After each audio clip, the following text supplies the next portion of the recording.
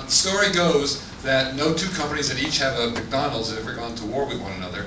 And Friedman has generalized that into what he calls the Dell conflict resolution theory, that if you belong to a global supply chain, you don't go to war. And he makes a compelling argument that the global supply chain has dramatically reduced tensions between China and Taiwan more than our Navy. My question is, do you believe that that participation in the global supply chain does reduce tensions? And if so, how would that inform your policies toward trade pacts, toward nuclear disarmament, toward the military budget, for example? Well, it's a great question. I don't think that there is any doubt that if a country is participating actively in the world economic order, that they then have a greater stake in maintaining that order. And that means they are more likely to try to resolve conflicts diplomatically than they are to try to resolve conflicts commercially. Now, there are exceptions. It's not clear, for example, that countries that respond exclusively on, or rely exclusively on extractive industries, like oil being the classic example, that that necessarily promotes the same kinds of habits that a country that's producing microchips might be thinking about. So, you know, I don't want to overgeneralize. We've seen Russia is obviously commercially involved, but in some ways the increase in price of oil and petrodollars has actually made them more aggressive, less observant to human rights and democracy, and in some ways a greater potential adversary than they were previously.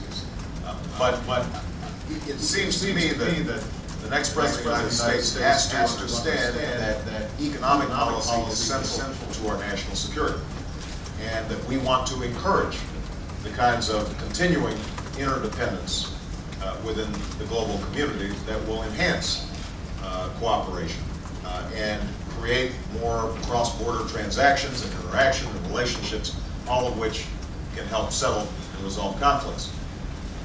The one cautionary note I make about that is that if our economic policies are designed only to help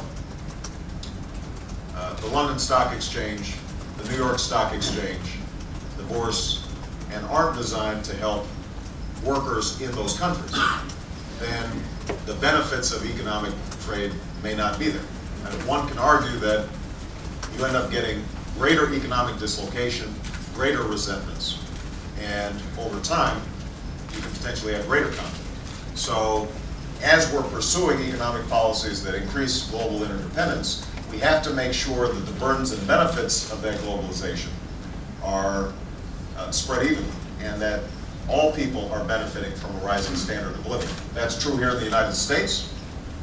One of the problems that we have seen over the last several years is that there is less enthusiasm for global trade because all the benefits have gone to the top 1%.